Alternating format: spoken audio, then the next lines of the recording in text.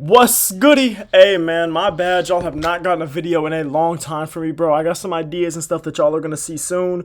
But me and my girl were in St. Louis. We went back home so she could meet my parents and everything like that, and we could just go back and chill with my family for like spring break and everything. So I'm not gonna lie, I was completely focused on spending time with her, spending time with my mom, my brother, my family, everything like that. So I was not, and it's a 12-hour drive. So 2 of those days, I literally was just driving back. The first day was Tuesday. I was driving back to St. Louis, and then yesterday I drove back to PA. So I just haven't even had time to record videos, and I haven't been focused on it. I should have told y'all beforehand, 100%, and I didn't do that. That's my bad. But now we are back locked in. Some crazy things have been happening with March Madness, but something that I actually really want to talk about that I've been kind of keeping not too close of an eye on because I have been a little more focused on March Madness, but a little bit, you know what I'm saying, something I've kept an eye on is the Milwaukee Bucks. They, about a week or two, a little more than a week or two, or a little more than a week ago, maybe almost 2 weeks ago, they were entering this part of their schedule that I thought was going to be really telling as to who this team was, as this was a team that I was saying had chances to beat teams like New York or maybe even Cleveland in the playoffs, right? And I was saying that this stretch was going to be, a stretch that really showed us who this team was. Well, as things currently stand, the Bucks are 40-30, and they are one game behind the Pacers for the 4 seed. They beat the Kings in a close game last night, and they didn't have Damian Lillard, so that was a good win. It was a solid win for the Bucks. You know what I'm saying? The Kings aren't a great team, but they are. After the loss, I believe they're 500, or before the loss, they were right at 500. So they're either one game below 500 or exactly 500 right now. So it's a solid win for the Bucks. They've struggled against teams that are above 500. You know what I'm saying? But it's not like a crazy win. Like, it's not like one of those wins where it's like, oh, okay, I still have hope in this team. It was more actually. It was a win. Please do not get me wrong. It was a win without their second best player, but I still saw a lot of really concerning things that I've just been noticing with the Bucks in general. And one of those things was that the Bucks offense just simply didn't look good, and I don't think it looks good a lot of times, bro. Gary Trent Jr. hit 2 threes late that gave the Bucks the edge, and that eventually propelled them to the win. Giannis was doing some things. He had a great third quarter. He had like 20 points in that third quarter. He had a great third quarter. And then late in the fourth, Gary Trent Jr. hit 2 threes, and that really gave the Bucks the edge. That gave the Bucks the lead and everything like that, and the Bucks just rolled that lead to the end. But I also saw the Bucks have a 24-second violation and then a near 24-second violation where the buzzer, it did sound, but the Kings already had possession, so they let them play. So basically, had two 24-second violations, and then I watched Brook Lopez airball. If it wasn't one, then it was 2 shots late in the clutch time, bro. And hell, even one of those threes that Gary Trent Jr. hit that I mentioned that gave the Bucks the edge and that gave them a lot of momentum. One of those came off of a block where the ball landed right in his hands after Keegan Murray blocked Giannis's layup at the rim. And don't get me wrong, like I said, they were without Dame, but it's just that far too often this team, not just offensively, but defensively too, just looks like a team that a lot of times has no rhythm. It looks like a team where, especially offensively, that like a lot of just half-court sets are even tough to run because it's like, something that I've heard Kenny Beecham say, and I heard him say this like a year-ish ago. Maybe it wasn't that long ago, but I heard him say this, and I heard him say that Giannis wasn't a really good screener, and it was something that I never really thought of, and I started watching Giannis more after that to see what he was talking about, and the man is right. This dude is 6'11" and literally called the Greek Freak because he has like a Greek god type of body, no glaze. But he doesn't hit anybody on these screens. And don't get me wrong, a lot of times it ends up in points anyway. Like, I'm sure Giannis and Dame are probably one of the best pick and roll duos in the league in terms of like numbers, like scoring per possession or whatever. I'm sure they are. Please don't get me wrong. But that's just because Giannis is that great at diving to the basket. But like the amount of times where if I see where, like, I just think that if Giannis could actually hit somebody with the screen and they could actually wait there long enough to get somebody caught on the screen, that it would just give Damian Lillard a wide open three. It would just open up the offense so much more, in my opinion. And it's just one of those small things that just happens with the Bucks that I just feel like it wow, that was a bad stutter. That I just feel like it kind of slows their offense down a lot of the times, especially in these half-court sets where it is a Giannis and Dame type of pick and roll. And over their last 9 games, right, this is the stretch that I was talking about. So right before they played the Magic, low-key, I didn't really give a damn about that Magic game, so it was right before whoever the game after that was. I think it was the Cleveland game. Right before that Cleveland game, I was looking at their stretch of games that was coming up, and I was like, okay, till basically the rest of the season, till basically the last game of the season, they are playing tough competition, so let's see what they can do. Over the last 9 games, I included the Magic game because that was a game they should not have lost. They lost by 2 points, I think. That's just a game you shouldn't lose when the Magic literally cannot score points. Over the last nine games, the Bucks are 4-5 with losses to Orlando, as I mentioned. They lost to that Cavs team, but that's no disrespect. The Cavs were in the midst of a 16-game win streak. They hadn't quite got to 16. They were probably like 12 or 13 at that time. But the Cavs were in the midst of a win streak. They were at the time. They had the best record in the league at the time. They've now lost 4 straight, which is something in and of itself that I don't think there's necessarily needs to worry about. But whatever. Anyways.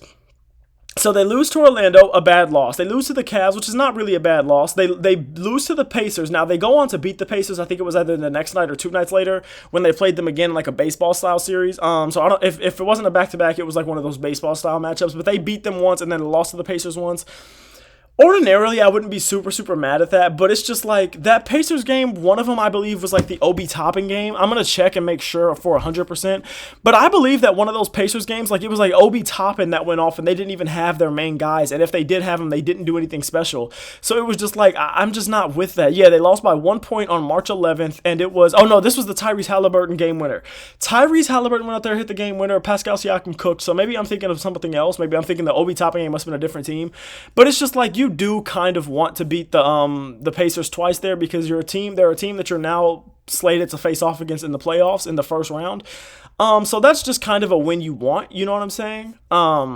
But they didn't get it, it's okay, whatever. That's not a terrible, terrible win. I'm not hating on it too much. Damian Lillard had a terrible game. Giannis didn't have too crazy of a game. Brook Lopez was their damn leading scorer for shooting 9 of 11. So that's just not, like I said, there are times where the offense just doesn't look great. And the times when the offense does look great, it's not the offense looking great. It's Giannis and Dame combining for 65, 70 points.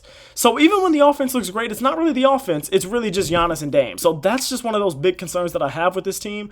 But then they lose to the Thunder.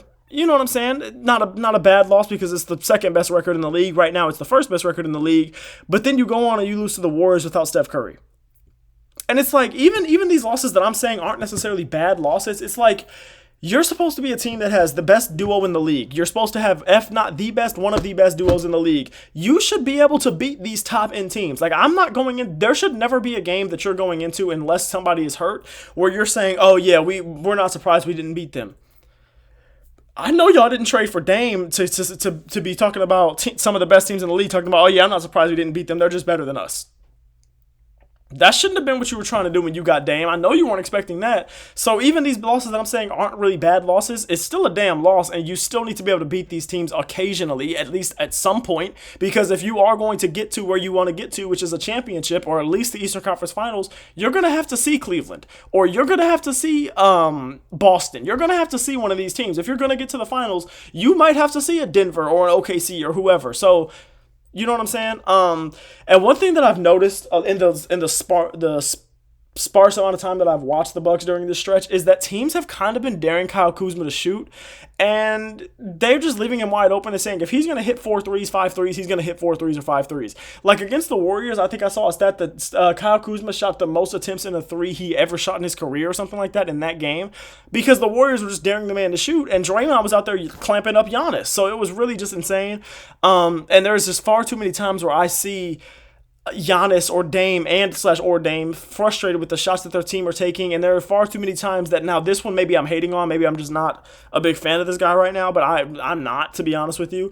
Maybe I'm hating, maybe I am, but I see far too many times where, especially in clutch scenarios, Brook Lopez takes a shot that's kind of like an ego shot, where like if he's not taking the shot, he's begging for the ball from Dame or Giannis, or if he does get the ball, he's shooting it. Last night I saw him do it, and Giannis literally was like, what the hell type of shot is that? It was like a turnaround from like deep mid-range, like an 18-foot turnaround, and dude airballed it, and Giannis is like, now granted it was at the end of a shot clock, but still, Giannis is like, what the hell?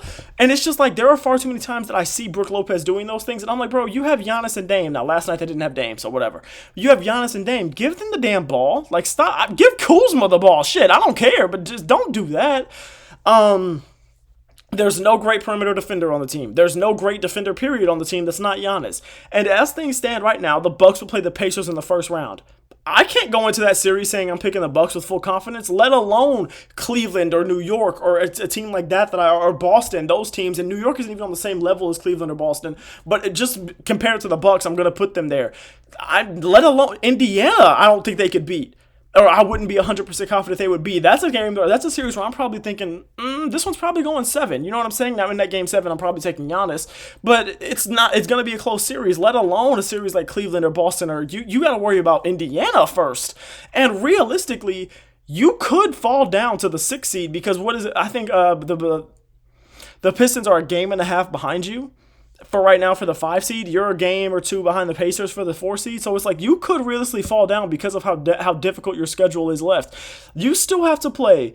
Who do they still have left to play? They still have left to play Phoenix twice, who's not a great team, but I mean, it's Kevin Durant and Devin Booker. You never know. Phoenix twice, Denver, Detroit twice to end the season, and you know Detroit's a scrappy team, especially if they are going to be fighting for that 5 seed. Detroit's going to is going to want to win those games. Minnesota and New York, they still play all of those teams this season, and they still play the Pelicans, who aren't good. You know what I'm saying? But like the way Zion's been playing, could Zion hand them an L? For sure, it could. So it's just like. Basically, what I'm trying to say in this video is that I'm completely off of the Milwaukee Bucks train. I have no faith left in this team. All right, all glory to God. Love y'all.